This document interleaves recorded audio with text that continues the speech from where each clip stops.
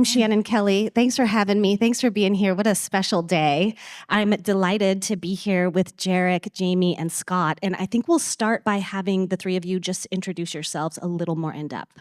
Awesome. Hi, everyone. Jerek, Lovey. Super grateful to be here with you all and with you three.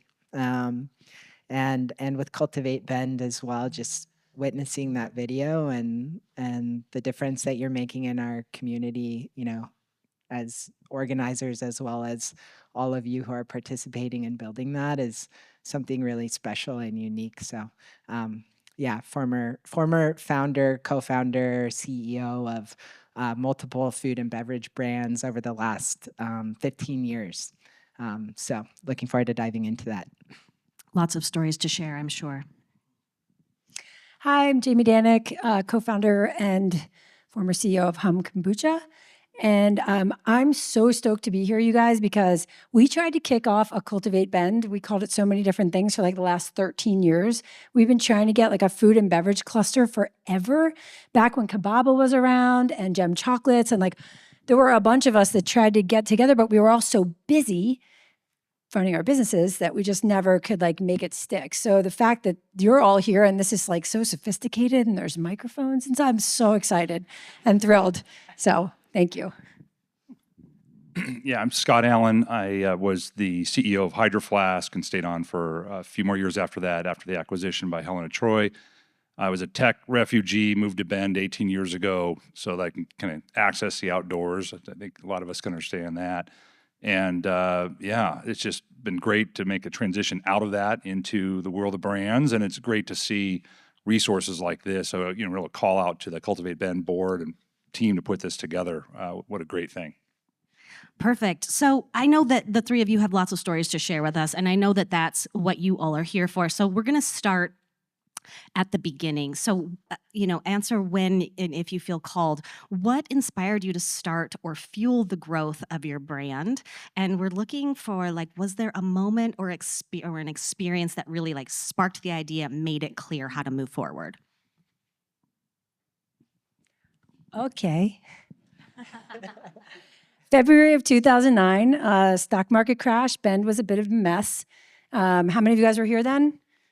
Okay, so, downtown was boarded up here and there. Lots of houses were for sale. I just moved here from Philadelphia. Michelle just moved here from Wisconsin. We met on a tennis court. So we were stoked. We by the way, we didn't have jobs. We both lost our jobs during the recession, and we were stoked. We were laughing all the time. We were like, oh my God, this is amazing. We're going to start a business. And we had no idea what we were going to do. But we were wondering why we were so excited. And we're like, oh my God, I wonder if it's the kombucha that's making us feel so good. We got to get this out to everyone. So we sent out an email and we said, if you've got $20, we got the answer, and you want to feel better, we have the answer. We got in the Prius, we got 12-gallon glass jars, and that's how we started the business. So a hell of a journey since then, but that was our right. And by the way, neither of us have any beverage experience or food and beverage, any of that. Thanks, Jamie. Yeah. Same. Yeah, I guess the place to start would be with the last company that I founded, co-founded, Take Two Barley Milk, which was a joint venture with Anheuser-Busch InBev. And the idea, I was actually, ironically, I was skateboarding down the streets of Bend thinking, oh my gosh, how amazing is my life here? And I received a call from a recruiter from the incubator that they were developing, the ZX Ventures. And they said, we're doing this really big thing, and we're interested in bringing in a food entrepreneur to solve this challenge of upcycling spent grain from the beer brewing process to the tune of 8 billion pounds that go to waste every single year. And a light bulb went off in my head. Right away, it was like, oh, global impact. Like, this is the thing. This is the way to sort of insert, these regenerative and sustainable ideas into a large corporation that also is understanding the necessity of shifting their internal dynamics as well as what they're offering, their community, their customers, to ensure the longevity of the planet. And so I moved to New York shortly thereafter and began working pretty tirelessly, morning till night. Didn't see the sun at all during the day, and that's pretty tough, being in New York City. And really understood that the amount of energy and effort that's going into solving these massive, massive climate challenges and these massive, massive problems within large industries requires a lot of hearts and minds that have a similar sort of capacity to do that which is most necessary for the planet and for people. And so it's super, super duper inspiring, and similarly probably lots of scars and wounds to share about along the way. But yeah, that was a unique situation in which sort of the universe tapped a bunch of people on the shoulder and said, hey, could we do this impossible thing? Could we make this possible?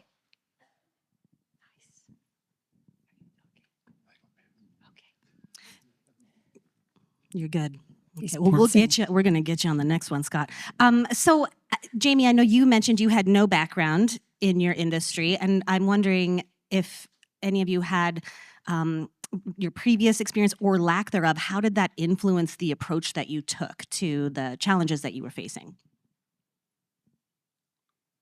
Having a lack of, I mean, for you, you had a lack of. Well, right? the thing How is, did- when you don't know anything, it's awesome, right? Because you can do anything you want because you don't know anything. And so we didn't know anything. So we could have messed up and did all the things, and we did do all those things. And it didn't really matter because if you guys have ever read the book like Zen Mind, Beginner's Mind, where you're a true beginner, and there's something magical about not knowing anything. And so I think for us, what we did was that we asked a ton of questions. I mean, we were a week in Michelle's kitchen, and she's calling Deschutes Brewery and talking to their brewers about how to brew kombucha. Nobody even knew what it was back then. But like the fact that she picked up the phone and called them, and the fact that they answered, and then they started helping us, this giant company, and we were two girls in a kitchen. And so I think that you don't know what you don't know, but we were entrepreneurs. We were onto something. We really thought that this was going to make everyone feel better, and it was so important to us for everybody to feel better in Bend because we had just moved here, and it's a cool town, but if people don't feel good, it kind of sucks here.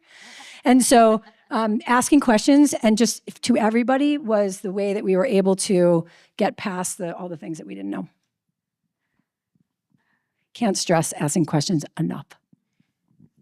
Yeah, I didn't want to answer the last question because they're like real founders, and I'm like a fake founder. Yeah, so that was like the question for them. But like I said before, I spent 18 years in Silicon Valley, so my background was tech. And, I met some people that bought out the founders of HydroFlask, and they started talking to me about coming in to run the company. And it was like a $2 million a year business, 12, 13 people. And the investors, none of them had ever built a brand. I hadn't built a brand. No one on the team had ever built a brand. I'm pretty sure the reason they hired me because they didn't know how to build a brand. So like they didn't know what they were doing. They didn't know they were hiring the wrong guy. And so the obvious answer is like, yeah, we had to surround ourselves with really smart people that had built brands. And the hard thing was, it didn't just happen overnight. Like it took a long time to convince the board that we actually needed to do that because we were profitable, we were growing, we were getting into REI, Whole Foods, Town and Country Surf. We're getting to really legitimate core kind of specialty.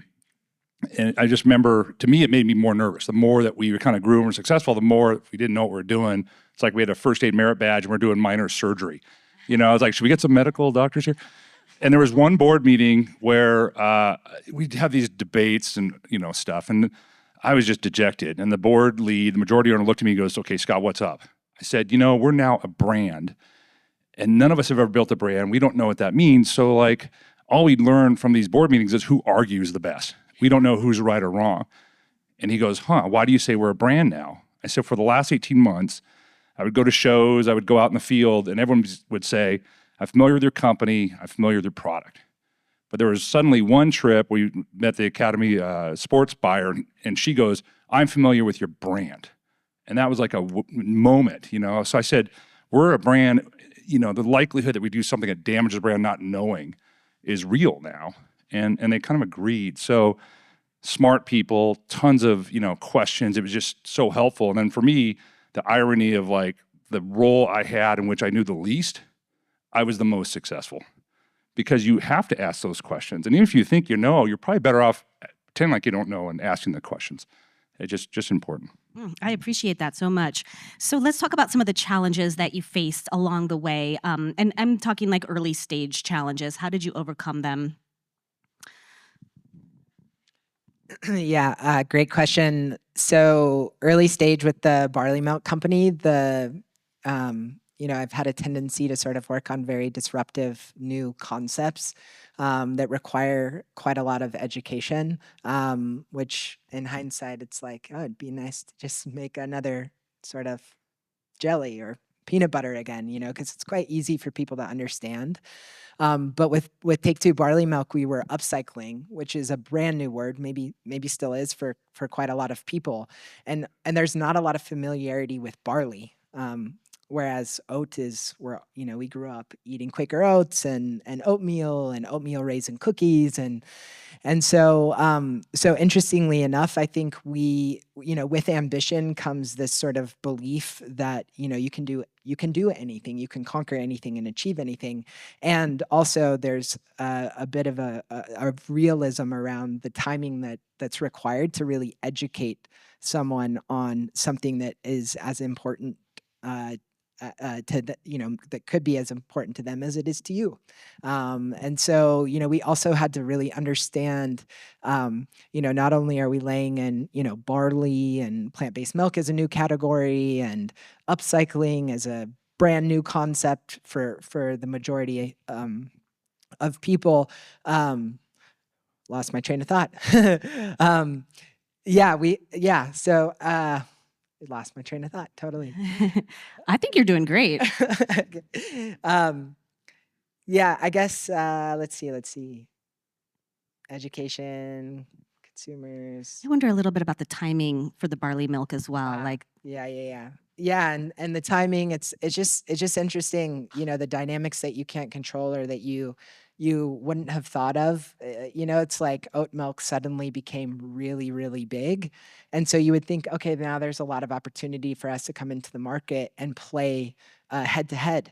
And then a massive company like Chobani or Oatly comes in and prices the product at something like $2.99. And there's no way as a young, smaller company that you could price cut on that level. And so you have to learn how to somehow compete with a much higher price point and a much more intrinsic sort of value than just putting another commodity sort of on the shelf. So I think the biggest challenge for me in sort of dedicating my career to solving pretty massive social and environmental challenges is that it requires a lot more resources than originally we might imagine to sort of bring people along with you on that journey for it to really, really click and sink in the sort of urgency or necessity of what's being developed. We had so many. I mean, you'd have to have a couple weeks. I could just sit here with you all. But one of the biggest was supply. The demand was way bigger than the supply, upwards of 6 or 7 years. We couldn't make enough product to support the supply.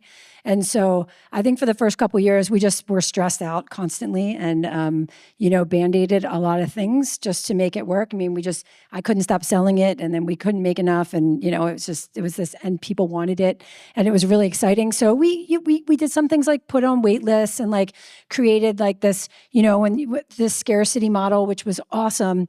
But I think that the best thing that we did, or the thing that was really the most sustainable, was we found some really smart people.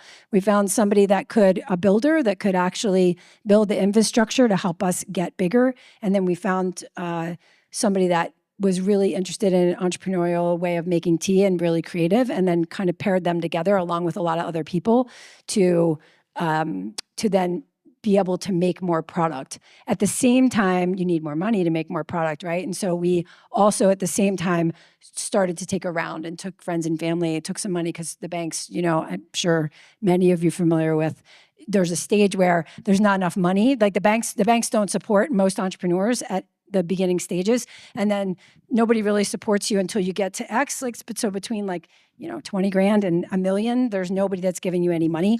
And so you do need to, we needed to get some money in so that we could find these people to help us. And so we ended up doing that. So that was our biggest. Yeah, our issue was distribution. So that between that time that we were, a company and a product and a brand, we knew we had something special just because of the way consumers would react to the experience of the product. But if you look at the product, everyone just, oh, that's a water bottle. So we were out there trying to call on these, scale retailers, and we knew we were going to build our brand by being in the right places, and we just got zero interest. The sales were like, oh, no one's calling us back. No one's interested. They're telling us we're not interested in water bottles. We're all set. We have a couple brands and we're all good. We're into these growth categories. We're into these exciting areas. So what we ultimately did, we kind of took inspiration from work we did around our mission, which was to save the world from lukewarm. And we looked at these existing water bottles like, those are lukewarm. They just don't keep your water quality. Customers tell us, oh, I got lost on a hike. I came back to my car. I forgot I had a HydroFlask in there. It's full of ice water still. The car's super hot. And like, you saved my life. Like, I'm just so happy kind of thing. So we realized then we weren't in the water bottle business. We were in this like refreshing experience business. And that changed how we began to go after the market. So we began to overnight, it's like, okay, they need to experience it. We can't tell them it's vacuum insulated. It's, they're like, who cares? They already lost us, right? So we would send a bottle of ice water to buyers, or a sales rep would run in on no appointment with, drop a bottle off at the buyer's desk, call me when the ice melts. We started shipping margaritas to people, saying, hey, I hope you have a great Friday, on us. And it worked. And the buyers would call back, say, okay, what's your opening minimums and what are your best sellers? And let's test this. So it was a bit of this, like, falling in the trap of we're in this red ocean category. We got to compete to, no, we're innovating. We're a blue ocean. We're creating a category. And what does it boil down to? And how do people experience that so you can break through the clutter, right? Because these buyers just have a million things coming at us. So that was kind of an unlock for us to open up distribution and make it happen. I love it. Okay, so we're getting a sense of like how you did all of this and how hard you worked and you faced things and you thought of things creatively. But what about mistakes that you made, or maybe even, and I hate to use this word, but regrets, like looking back on something you wish you had done it differently? Yeah, I'll jump in on that. It was not letting someone go sooner. And it was the issue that it was a person we hired that just did a ton of high value work that helped build the brand into what it was. And those memories run long. They're working alongside you to build this. And fast forward X number of years later, 6 years later, and it's like we're not a $13 million company. We're like 100 and some odd million. We're pushing $200 million company, and it's different. We're part of a public company, and we have much larger teams. It's much more cross-functional work and cross-organizational work. And I really worked hard to get everyone to kind of grow and develop, and wanted everyone to get there. And it took me a long time to realize that the person wasn't going to get there. And there was some collateral damage that happened as a result. Because I think the people, you have your values, you have your guiding principles, like those are the behaviors you want everyone to like demonstrate. But the reality is like the behaviors that you tolerate send a message. That's what really is real here. So going back, I ultimately kind of pulled the trigger and let the person go. It's like, God, that should have been done years ago. It just was he outgrew it. But that trap of loyalty and the nostalgia, I fell into that trap. Well, I had that one too, by a lot of people. But I would say that as soon as you take money, get a lawyer. That was one of the biggest things that we didn't do. Here's the thing. When you take money, you're taking money because you don't have any money. So of course you don't have money for a lawyer, but we have money for all the things that you need. You find a brewer, you find somebody to sell your product, like whatever it is you're looking for. And we had a lawyer for Humm, but we didn't have a lawyer for us. And we signed a lot of papers over the years. And we were getting advised by the Humm lawyer, we were Humm, right? Until there were other people involved. As soon as you take $1, it was even actually before we took money, because we opened our business up to all the staff became had ownership of the business. And as soon as you do that, you're not the only owner of the business. And so get a lawyer that is as soon as you take $1, get a lawyer. I can't stress it enough. I would say it a million times over, find the money and get a lawyer just so you know what you're signing, just so you're clear about what you are really signing. And then the second thing is a mentor or a coach. It's kind of like you don't know what you don't know. And especially for us where we were 7 years in and there was only one person on our staff of probably like 40 at that point that had any food and beverage experience. So we were a bunch of crazy entrepreneurs that had great ideas that could get shit done. But we didn't know anything about food and beverage. And having a mentor or a coach, having somebody around that could really give you, like what you talked about guidance that can say all these things that you don't know about distribution or marketing or, we thought we could just put the product on the shelf and it would sell. And then we put it on the shelf and it didn't sell. And we're like, wait, what? What's going on here? And had we had somebody there that said, hey, there's this thing you do. You have to put it on sale every so often or whatever it is that happens in your category. So having a consultant, a mentor, a coach, something like that on your side to be able to help you. And if you know your category really well and you don't need that, then I would say a mentor or coach. And that's somebody that can you're only aware of what you're aware of. And if you have somebody around you that has your back, that can open your eyes to some of the things that you can't see, it'll make you that much better and that much stronger. So wise, both of you. Really great. Okay, Jerek, something to add to that. Yeah, I think for me, it's sort of like right-sizing the business. Like, again, going back to ambition, it's, so many of us dream so big and, it's going to be let's just say $1 billion company. But that may not necessarily be possible, given the product, the category, the size of the market, all of the factors that go into what the business will ultimately become. And it's not necessarily sustainable and it's not necessarily healthy or contributing to the well-being of yourself or your team, to have such massive unrealistic expectations. So I feel like over the course of launching various companies, it's okay, well, how do we tune into what the right size of this is for the founders to stay healthy, for their families to stay healthy, for their communities to really feel nourished by what they're creating. And then simultaneously is the pace at which you build and grow and scale. It can be a bit daunting to be growing too fast and all of the fun challenges that you get to solve in doing that. And also it can become unsustainable to be pushing and driving all day, every day. So a lot of what we focus on now within the new venture that we've been developing called Atmusphere is really understanding the founder's journey. What is a really healthy, sustainable, fulfilling, meaningful journey that you'd like to go on as you think about creating a venture that has meaningful impact and positive contribution in ways that are super duper aligned with who you are, with who your team is, with who your organization is, and ensuring that at each point and at each trajectory in an organization's growth, that it sort of has built-in health. It has built-in sustenance. It's being nourished holistically, which sort of goes against the grain of traditional ways of thinking about business, which is go as fast as you can, as hard as you can, and grow it, and forget about everything else. And I think we're all sort of learning as we look out at the world and we go, oh yeah, fresh water is really, really important, and wow, it's not totally accessible to everyone on our planet. And wow, shouldn't we be thinking about that? And should we be creating another product? Is it necessary? And if we are, how are we going to do it in a way that ensures that, there's not more, we're not contributing to a trash problem on such a massive level that, sometimes just being in CPG, it's I'll go to a party and there's Costco, products from Costco that are double and triple wrapped. And it's this isn't actually healthy for any of us. And, the food is directly wrapped in plastic.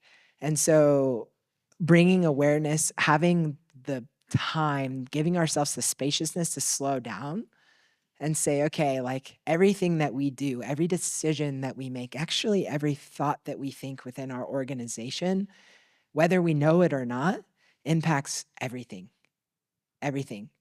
And if we can really embrace that and understand that and be true to that, then we're going to make decisions that contain sort of the spaciousness and the sustainability and the regenerative systems that ensure that the young people who are growing up on this planet receive something different than what we're sort of currently creating and continuing to contribute to, and don't necessarily have many models for how to step out of or be guided into a new way. So yeah, I encourage sort of all of us to think about that as we go back into our lives, or into our daily practices and thoughts, and how do we as founders ensure that the regulation of our nervous system is so clear and or can be co-regulated, re-regulated, to ensure that every decision that we're making is coming from one not of external pressures to impress, prove, achieve, accomplish some impossible thing, but that we're doing it from a place of, we know that this is truly beneficial and truly meaningful, and coming from our wholeness. I appreciate that so much. Where were you when I started? I have read that like a measure of success is my nervous system being regulated, and I think that is truly a revolutionary way of looking at life for us. I also think you have touched on this mentality that we have, that we start a business to sell it, and that's not the only option. Right? You could have a nice balanced business and a good life. I mean, there's lots of different ways to do it, and so I appreciate you touching on that. So I think this leads us perfectly into our question before we move to audience questions, and that is, what do you see the future of CBG industry, specifically among emerging brands? So trends or changes that you think new founders should be aware of? Yeah, it's kind of like already obvious, but just the economy is so challenging right now, right? So consumers have less to spend. They're making hard decisions, So how do you stand out? Your costs are up. So if you're running a business, how do you become profitable? How do you maintain profitability? Really hard. Spills over into the trends around capital. A lot of investors are kind of nervous about the category. I'm hearing from investment banks that some private equity investors are getting out of consumer, more in the outdoor active lifestyle space. They just think that the returns aren't there in the future. So that's some of the macro things to think about. Then I think the last one's really a consumer and the generational shift, right? What's different about Millennial and Gen Z and how they buy? What do they care about? Where do they discover product? How does your mission and purpose and sustainability story match up with their interests? I think some of the things that Jerek touched on. So, some are more immediate term and obviously require to be resourceful and scrappy and kind of stretch things farther. But really being in touch with that consumer is another key component, and seeing some of those shifts that are happening.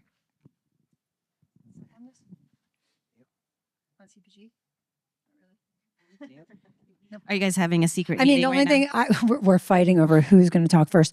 I don't know about CBG and future trends, but the one piece of advice I would give is to get profitable and be profitable in your business. I think that having to be in a place where you need money, if you just listen to what this one just talked about the stresses around that, and also what it does for your business, and that you're not then maybe following your heart and you're doing something you have to do from a macro level. Because we were guided into this way back when, like 10 years ago, you build it to be really big, and you don't look at the dollars on the other side. That's what CPG was. That's what beverage was for years. And then all of a sudden it became that's what it wasn't. And we didn't know what to do about it. We weren't prepared for that at all. And then I would just say, because Gary Fish was one of our mentors, and he's the founder of Deschutes Brewery, those of you that don't know that. And he was on our board, and he constantly talked about profitability. And if there's anything that I would look back and go, even though these investors said do this and all the people said do this, figure out a way to be profitable and do that, make it a sustainable business, so that when all these trends come and when all these consumers change their mind or something happens, you have a sustainable business. Do you have anything to add? I mean, I think you really gave us some nuggets. So yeah, if you want to take a break for a question or two, I think that's appropriate.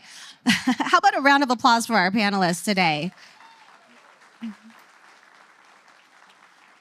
So many nuggets, so much wisdom share. I hope you all were taking notes. And I'm also wondering if any of you have questions for these three or one specifically. If you do, just raise your hand. I'd be happy to take your question. I thought this crowd was going to be like, okay, here we go. So social media balance. So I know it's such an important tool to share what your product is. And at the same time, one of my side projects is tech addiction. Ah, So I have this back in my mind. It's like I don't want to support this machine. yes. At the same time, it's such a wonderful way to share what I have. So if you have any guidance for someone that appreciates it but doesn't want to be on there so much. This is an amazing question. Yeah, I have this question for just myself, honestly. Okay, so she's saying, social media is a great way to share about your brand, to connect with people. She also has a company that is helping address the issue of social media addiction. So how do you find a balance of making it worthwhile, having it benefit your company, but also maybe not overdoing it? Yeah, I'll give it a shot. Because it sounds like something that it's relevant to all of us, right? And it sort of goes back to this idea of developing a healthy relationship with anything in our lives, right? With our relationship with work, our relationship with our family, our relationships with the rivers and the trees and our communities and sort of I think what feeds sort of addiction, particularly with tech, or with anything, is that is when our life becomes imbalanced.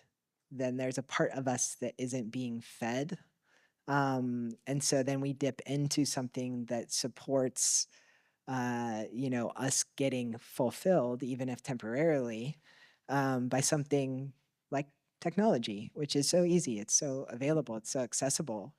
So I just want to honor the position that we all are in. This question that we're all holding about how tech can be utilized in ways that are ethical and sustainable, and also realize that sort of the pressure of as founders of doing every part of the business isn't necessarily necessary, that there are people who maybe are more tech oriented and have a relationship with that part of the puzzle that can hold that piece so that you can stay in balance with yourself. And then I think there's nothing it's also like technology is such an important part of our world now. It's so beautiful. Like these tools are really revolutionizing the way that we live on this planet. And so if we can frame that from a place of again, I see the beauty in you versus I see you as something that I should abstain from and or have some unhealthy codependent sort of relationship with, then I think we can reframe and resort how we interact with it and really deeply appreciate what it's doing. And the last thing that I have curiosity about that I ask myself often is, if it didn't exist, if social media didn't exist, if technology didn't exist, can we tune into the ways that we would share that which we're creating? And I think it provides context on why we're doing the thing that we're doing, because if it's driven by our need to show the world ourselves versus driven by a deep knowing that we have something to contribute, then if we are willing to just contribute that one thing to one person and then find one more and then one more and allow that organic growth to emerge and show itself to us, then we can co-create and get to create something that is aligned versus sort of the traditional way of, okay, now I'm going to be an entrepreneur and now I'm going to create this epic product and now I want to show it to everyone. Maybe we don't even need it to build a business. I don't know. I have curiosity around it. That's fair. I would only add to that is clap. She's so good. I would only add to that is the one piece that Jerek touched on is if it's not your thing, hire somebody to do it. There are a lot of people out there. Like if your product if you feel like it really needs to be on social media, there's a lot of people out there that work on a part-time basis or an hourly basis that you can get them to do that so that you're not sacrificing your soul, which so many of us do. Focus on what you're good at and farm that one out.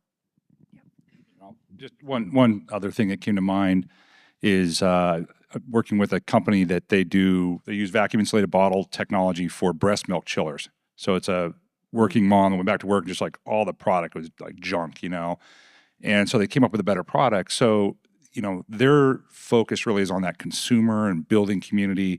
The way they use social is really talking about their purpose, their mission, getting involved with like breast milk banks that help save babies' lives, and just more about this is who we are, not buy this product, but more that kind of building community. And it's only one element of all of it. But I think the questions around like hiring this person to make people buy a product they don't really need, yeah, there's a lot of questions around like, where is that leading us? And is that the right playbook?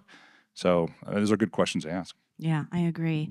I think we can take another question. I thought I saw a hand. Yes, right here.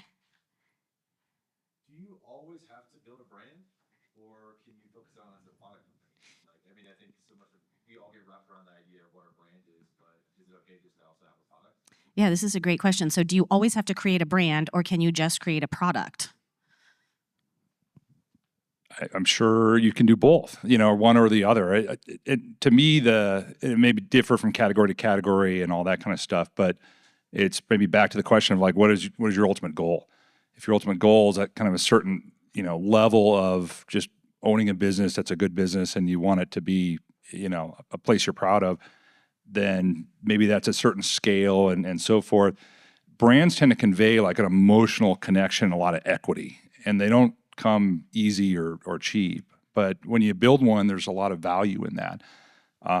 But they sometimes take a lot of money, a lot of risk, and so forth. So to me, some of that may just be kind of more the path of where are you taking your business and what are your goals and objectives long term. And there's nothing wrong with it. I mean, the way you see markets shaking out in some of the beverage, like to be a kind of community, local, strong brand with a local tribe, nothing wrong with that. It's actually better than being in the middle ground, getting crushed by the big guys and getting outmaneuvered by the community people. So nothing wrong with that in my book. I agree. Okay, I think we can take one more.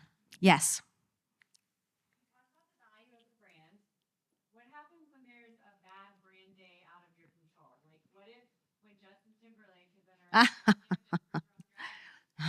mugshot with a HydroFlask? Like, how do you navigate?